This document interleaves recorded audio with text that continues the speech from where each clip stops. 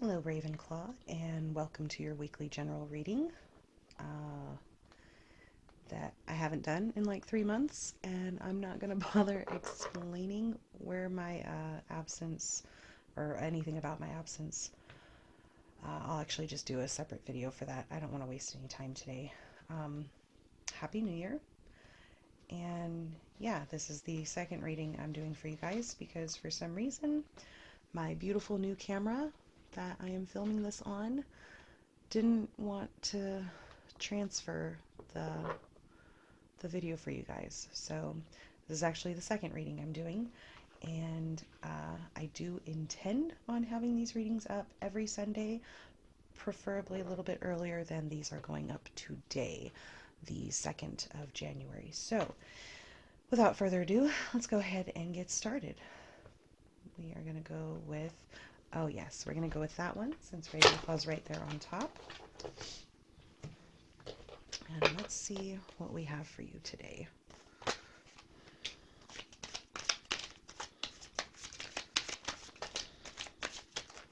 Oh yeah. Oh, okay. So they're kind of flying out. Yeah. Let's see what we've got so far. So we've got the Ministry of Magic, the Fat Lady, Hedwig, Gryffindor, Joker card. In this deck, I consider that kind of like the page of what is Gryffindor? Gryffindor is the page of Wands. Okay, so yeah, Wands. Okay, Hogwarts Express, Fizzing Whizbees, Victor Crumb, Privet Drive, and we need 2 more cards. Okay, and 2 just completely fell out. Hang on one moment. Okay. Oh, no, I lied. 3. Okay, so we have Grindylow, Luna Lovegood, and Firebolt Broomstick. And then let's get a clarifier card from the Harry Potter Tarot. And then we'll see what is in store for you guys for this week, okay? Oh, all right, Ravenclaw, something's going on with you guys. This one is definitely flying out a lot faster than yesterday's. You know, if you end up having to redo something, it's usually for a reason. So, let me go ahead and pull these up so you can see them. Oh, Ministry of Magic. Let's see if that'll focus in. There you go. Okay. And the Fat Lady. See, I love it because I can see what I'm doing. I'm like so excited about that. I told you guys I'd get a new camera eventually. All right, Hedwig.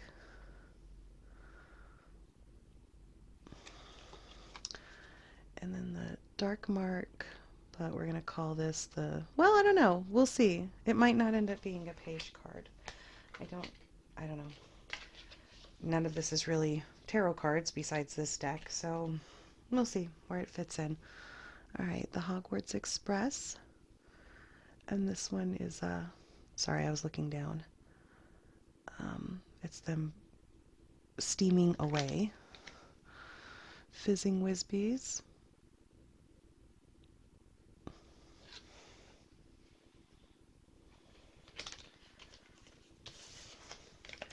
Victor Crumb and Privet Drive.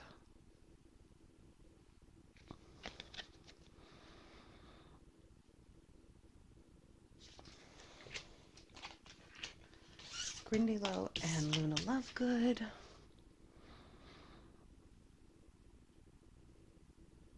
that one focus for you? Okay.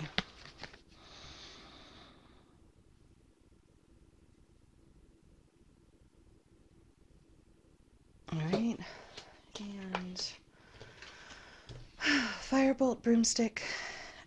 And then we have the 7 of Wands with Snape on it, representing bravery. There we go. You see it says bravery down at the bottom. Okie dokie. So give me a moment. Let me look these over, and then we'll see what I come up with. Okay, I'm gonna talk this out a little bit because I've got some ideas, but it hasn't clicked exactly what's going on. Um, First thing that I was kind of being drawn to is the bravery card. Now, it's the Seven of Wands, and again, I don't really do this as tarot. I go more off of what I'm visually seeing.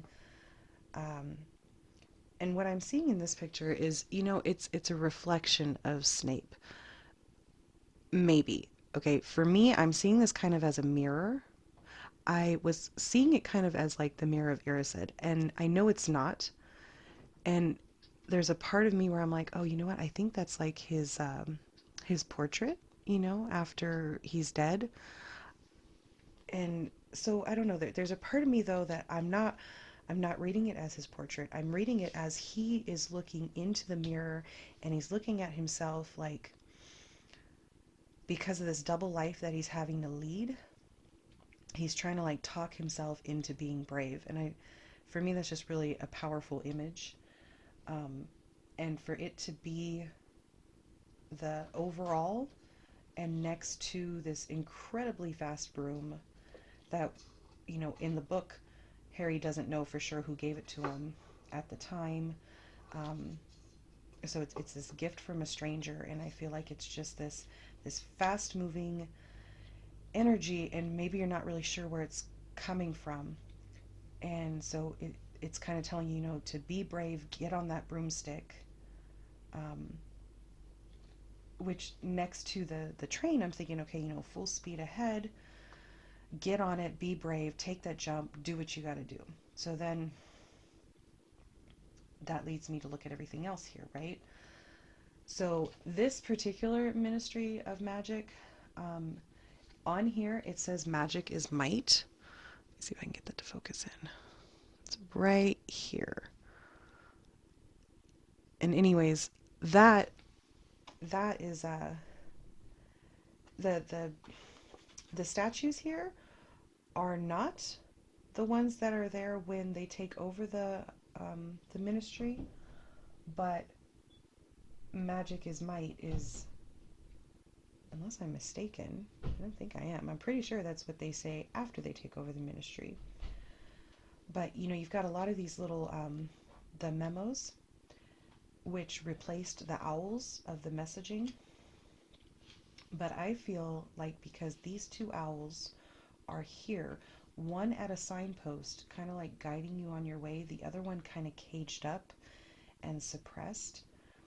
I feel like what it's saying, if we were to go in that kind of a sequence, I feel like this one is saying um, that you need to let that out, you need to let it free, and you need to actually get away from the new way. Maybe there was an old way of doing something that was working, and maybe you tried something new, maybe something more technologically advanced, or maybe you just tried something because it just sounded like a good idea. And I feel like this one is kind of saying maybe go back to your roots. And with Luna being right there at the end, and her being a Ravenclaw, and with these winged glasses, it's making me really feel that, especially since she's bookended with the Fizzing Whizbees. With the Fizzing Whizbees, whenever I see this one, I'm always thinking it's like buzzing on the tip of your tongue, like something very imminent, something that's like happening, but very, very truthful, very like you're wanting to speak this kind of truth, which then leads me to her, where if you don't have the right password, you're not getting in. However, in this particular scene, which I happen to love, she basically did something I would do, which is like I always cheat at pool and I always cheat at darts. Well, not always, but no, sometimes, and so she kind of cheated on breaking the glass. Um, so I don't know, like it's that little contradiction. You have to speak the truth, but look, I'm not really going to be truthful. And so that's where I feel like this caging in is I feel like whatever this new thing that you were into, that you were trying, I feel like it was making you be something that you weren't necessarily who you were, and it was making you feel caged. And as far as this one goes, I feel like the dark mark is more of like a calling. I feel like you're being called to something, and it's pulling you away in this very fast motion, and like you want to say something, um, I don't know, and with Crumb, you know, I just keep thinking of the fact that he was kind of bewitched when he was in the maze, which kind of for me ties into this with this, like trying to break that spell, you know? And plus, he was under a lot of pressure as a kid, right? He has to be like this great Quidditch player, and then he has to compete in the Triwizard Tournament, and then he gets bewitched within the tournament, and just all this pressure to just be this something big when he's just a little boy. And I don't know, I get again, I feel like it's that pressure, it's that way of doing something. I feel like this is like a collective energy. I just really feel like this has something to do with work, Ravenclaw. I could be off, but maybe where there's some collective that you're a part of. I feel like it's suppressing who you really are. It's not letting you, Giona, go baby. It's not letting you be who you need to be. And with the Grindylow, for me, that no, baby, stop it. The Grindylow, it's definitely reinforcing that because it feels like there's just so much going on and it's sucking you down, it's pulling you down, it's pulling that energy away from you. And I feel like by the time we get over here to Luna, she's like, look, you need to look at it a different way. You need to change your viewpoint, and you need to make this little change that's not really a little change. You need to make this big change. You need to just like hop on and you need to go. You need to go, you need to take that leap and be brave. Yeah. It's definitely what I'm getting out of there. I actually kind of like this one a little bit better than the last one. Um, I'm glad I redid it because that's a pretty nice message. Is that, like I said, you're at this point where you need to just hop on and go. Okay, you just say what you need to say, and the sign is right in front of you, and you need to look at it a different way. Hopefully, I will tie that up a little bit better in the message in the description below. If not, hopefully that at least made some sense to somebody. And yeah, I will see you guys next week. And until then, I love you, and you guys take care of yourselves. Bye.